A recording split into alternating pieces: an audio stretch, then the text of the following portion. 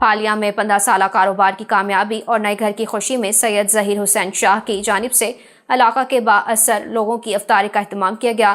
Super friend community کے بانی Syed Zaheer Hussain Shah owner super flex and room wall papers کی جانب سے اپنی نئی رہائش گاہ کی خوشی اور تحصیل پھالیہ میں 15 سال سے کامیاب کاروبار کی تکمیل پر شاندار افطار ڈنر کا اہتمام کیا گیا۔